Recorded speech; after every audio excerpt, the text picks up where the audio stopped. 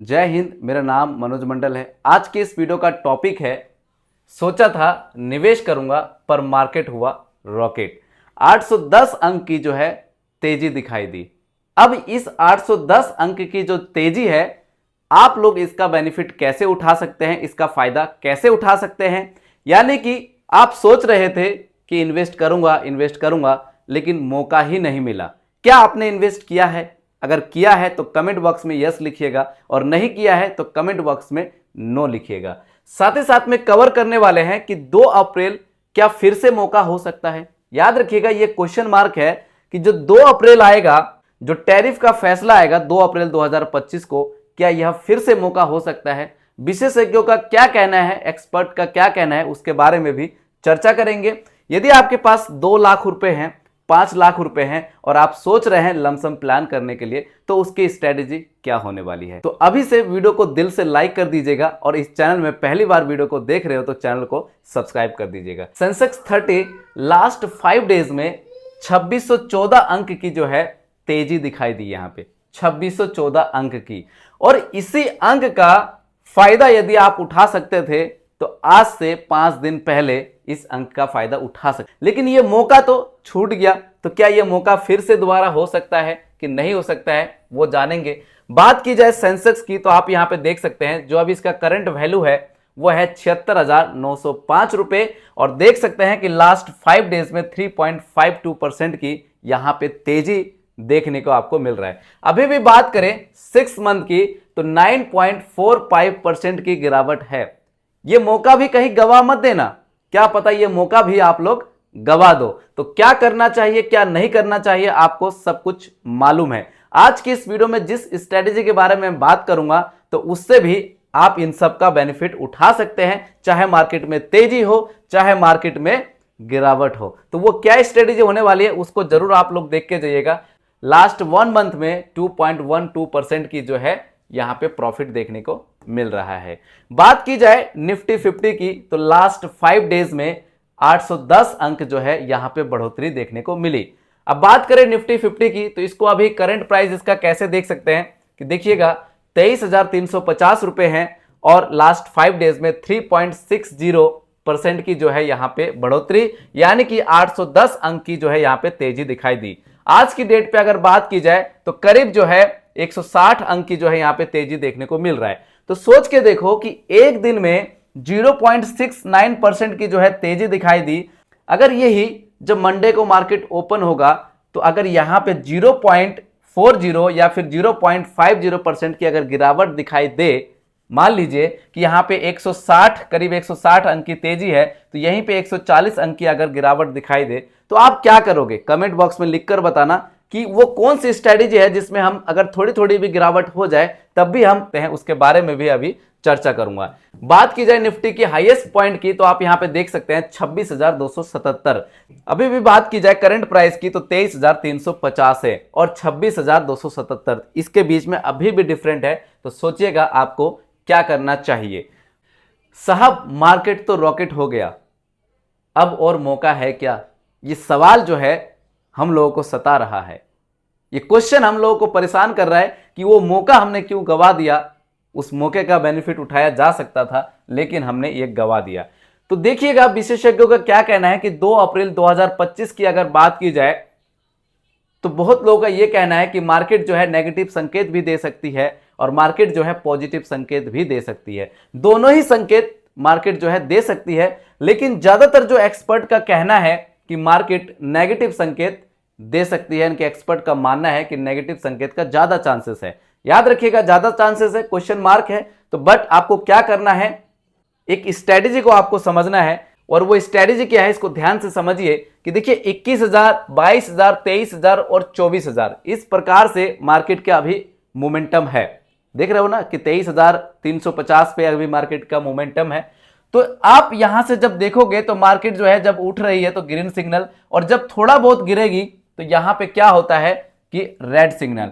मान लो कि 0.05% की अगर गिरावट इस पॉइंट पे अगर होता है, और यहीं पे अगर बात की जाए कि 0.5% की अगर गिरावट इस मूवमेंट में होती है, और इस दोनों के बीच में अगर 2-1 दिन का गैप हो, तो अगर दोनों को प्लस करेंगे तो 1% का नेगेटिव का एवरेजिंग करके आप इसका बेनिफिट उठा सकते हैं। क्यों उठा सकते हैं, इसके पीछे क्या रीजन है कि अभी आपने देखा 26,277 जो है मार्केट में इसका करंट प्राइस है, और आपने सोचा था कि मार्केट में आपको घुसना था, आप कुछ ना कुछ पैसा इन्वेस्ट करना चाहते थे, लेकिन वो मौका नहीं मिला, वो बॉटम पॉइंट आप ढूंढ नहीं पाए। अगर मेरे चैनल पे जाओगे तो बहुत सारे वीडियो में आपको संकेत किया हुआ है कि मार्केट का बॉटम पॉइंट जो है बहुत जल्दी आने वाला है, हो सकती है, लेकिन अभी 2 अप्रैल 2025 बाकी है साहब। वो मूवमेंट देख लो, वो मूवमेंट आखिर क्या कहता है, उस मूवमेंट में सब कुछ क्लियर हो जाएगा। अगर बात की जाए एफआईआई की, तो ये भी जो है मार्केट में वापसी हो रहे हैं, और यहीं पे देखिए कि 24, 25, 26, 27, 28, यानी कि अभी भी आपके पास इतने दिन बचे हुए हैं। इस दिन के बीच में अगर कभी भी मार्केट में गिरावट के संकेत होता है, गिरावट का दौर आपको दिखता है, तो फिर एवरेजिंग का बेनिफिट आप उठा सकते हैं। 2 लाख 5 लाख जो भी आपने सोचा था कि मेरे को मार्केट में डालना था, गिरावट में मौका नहीं मिला, तो चिंता ना करें, अभी 24-25 आपके पास मौका है। अगर वहां पे कुछ संकेत होता है तो आप उसको ग्रैब कर सकते हैं। देखिए पर्सन 1 और पर्सन 2, जो पर्सन 1 है, म्यूचुअल फंड में इनका पैसा इन्वेस्टेड था और मार्केट जो है लगातार गिर रही थी। हालांकि म्यूचुअल फंड में यहाँ पे रिस्क होता है, हाई रिस्क होता है, लेकिन जब आप सोच के आते हो कि मुझे म्यूचुअल फंड में कुछ ना कुछ पैसा इन्वेस्ट करना है, 1 लाख 2 लाख मैं इन्वेस्ट करना चाहता हूं, तो आप टाइम पीरियड भी सोच के आते हो। लेकिन मार्केट में जब गिरावट का दौर आपको दिखता है, तब आप घबरा जाते हैं और फिर पैसे को उठाकर एफडी की तरफ चल पड़ते हैं। तो पर्सन 1 जो है एफडी की तरफ चला गया, लेकिन आपने थोड़ा सा धैर्य रखा, आपने थोड़ा सा वेट किया, तो आप सोच रहे कि अभी भी मौका है क्या। ऊपर जो आपको स्ट्रेटेजी बताया है, उस स्ट्रेटेजी को याद रखिएगा। अगर आपको समझ में नहीं आएगा तो वीडियो को थोड़ा सा पीछे करके उस स्ट्रेटेजी को देख सकते हैं। यही बात करें 2 लाख और 5 लाख रुपए की स्ट्रेटेजी क्या होने वाली है, लमसम कैसे कर सकते हैं, कौन सा फंड हमारे लिए सही हो सकता है, कैसे करना चाहिए, यहां पे आप देख सकते हैं। देखिए 2 लाख रुपए आपके पास है, तो बहुत सारे क्या करते हैं, 2 लाख एक ही फंड में इन्वेस्ट कर देते हैं। देखिए 2 फंड यदि आपके पास कोई अच्छा है तो 1 लाख रुपए एक फंड में यानी कि स्मॉल कैप में आप कर सकते हैं, और दूसरा 1 लाख रुपए जो है आप फ्लेक्सी कैप में आप कर सकते हैं। क्या होता है कि small cap very high risk होता है, लेकिन फ्लेक्सी कैप इस पे ज्यादा हाई होगा, लेकिन रिस्क इस पे भी होता है, लेकिन इसके कंपैरिजन में थोड़ा सा समझ गए होंगे। 1 लाख स्मॉल कैप और 1 लाख फ्लेक्सी कैप, तो दोनों की स्ट्रेटेजी देख लेते हैं। यदि बात करें यहाँ पे इक्विटी स्मॉल कैप की, तो इक्विटी स्मॉल कैप 10 ईयर का हमने ड्यूरेशन माना, 1 लाख रुपए लमसम अमाउंट। पास्ट का रिकॉर्ड क्या कहता है, इसको आप यहां से समझ सकते हैं। Nippon India small cap 1 lakh रुपए 1 टाइम, और करंट वैल्यू आप देख सकते हैं 6,25,000 रुपए, 20% के हिसाब से रिटर्न जनरेट करके दिया है। कॉन्ट स्मॉल कैप देख सकते हैं 1 लाख रुपए, करंट वैल्यू 5,51,000 रुपए, 18% के हिसाब से रिटर्न जनरेट करके दिया है। एसबीआई स्मॉल कैप 1 लाख रुपए 1 टाइम, और करंट वैल्यू आप देख सकते हैं कि 5,38,000 रुपए, 18% के हिसाब से रिटर्न जनरेट करके दिया है। एचएसबीसी स्मॉल कैप 1 लाख रुपए 1 टाइम, करंट वैल्यू 5,01,000, 17% के हिसाब से रिटर्न जनरेट करके दिया है। एक्सिस स्मॉल कैप आप देख सकते हैं 1 टाइम 1 लाख रुपए, करंट वैल्यू 4,93,000 रुपए, 17% के हिसाब से रिटर्न जनरेट करके दिया है। याद रखिएगा मैं यहाँ पे पॉइंट की बात नहीं कर रहा हूं, पॉइंट आप इसको देख के समझ सकते हैं। एचडीएफसी स्मॉल कैप की बात करें तो 1 टाइम लमसम अमाउंट 1 लाख रुपए, और करंट वैल्यू आप देख सकते हैं कि 4,62,000 रुपए। यही बात करें फ्लेक्सी कैप की, तो फ्लेक्सी कैप का पास्ट रिकॉर्ड क्या कहता है कि देखिए फ्लेक्सी कैप 10 साल 1 लाख रुपए लमसम अमाउंट, कौन फ्लेक्सी कैप 1 लाख रुपए लमसम अमाउंट, करंट वैल्यू आप देख सकते हैं कि 5,24,000, 18% के हिसाब से रिटर्न जनरेट करके दिया है।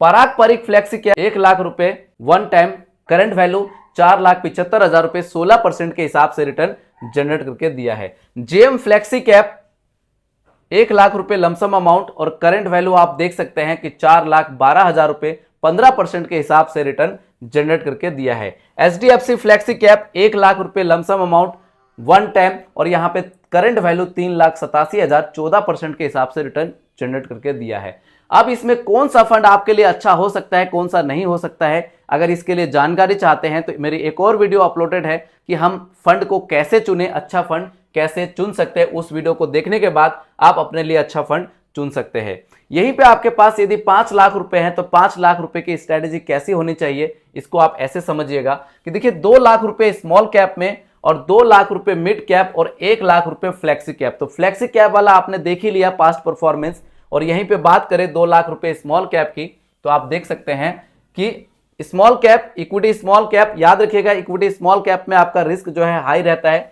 टाइम ड्यूरेशन 10 साल, 2 लाख रुपए लमसम अमाउंट, और आप यहां पे देख सकते हैं कि 10 साल बाद जो करंट वैल्यू 2 लाख रुपए का 12,50,000 रुपए बनाकर दिया है, 20% का return.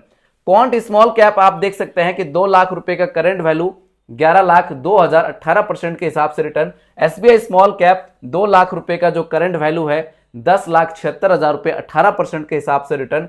HSBC small cap 2 lakh रुपए का करंट वैल्यू आप देख सकते हैं 10,02,000 रुपए। सबसे नीचे वाला फंड भी आप देख सकते हैं एबीएसएल स्मॉल कैप 2 लाख रुपए लमसम वैल्यू, करंट वैल्यू आप देख सकते हैं 6,28,000, 12% के हिसाब से रिटर्न जनरेट करके दिया है। यहीं पे बात करें मिड कैप की तो देखिएगा 10 साल 2 लाख रुपए लमसम अमाउंट और 10 साल में इसका करंट वैल्यू आप देख सकते हैं कि मोतीलाल ओसवाल मिड कैप 2 लाख रुपए वन टाइम, करंट वैल्यू 9,28,000, 16% के हिसाब से रिटर्न जनरेट करके दिया है। HDFC mid cap opportunity 2 lakh रुपए लमसम अमाउंट, करंट वैल्यू आप देख सकते हैं 9,27,000, 16% के हिसाब से रिटर्न जनरेट करके दिया है। निपुण इंडिया ग्रोथ फंड 2 लाख रुपए लमसम अमाउंट, करंट वैल्यू की अगर बात की जाए तो 9,17,000, 16% के हिसाब से रिटर्न दिया है। यहीं पे सबसे नीचे वाली फंड की अगर बात की जाए एसबीआई मैग्नम मिड कैप है 2 लाख रुपए लमसम अमाउंट, करंट वैल्यू 7,69,000, 14% के हिसाब से रिटर्न जनरेट करके दिया है। याद रखिएगा ये डिपेंड करता है मार्केट के ऊपर, अगर मार्केट ऊपर जाती है तो ये अमाउंट भी ऊपर हो सकता है और मार्केट नीचे जाती है तो ये अमाउंट भी जो है नीचे हो सकती है। फिर यहाँ पे अगर 14% देख रहे हैं तो यहाँ पे 13% भी हो जाएगा, इससे कम भी हो जाएगा, इससे ऊपर भी हो जाएगा, as per depend on market.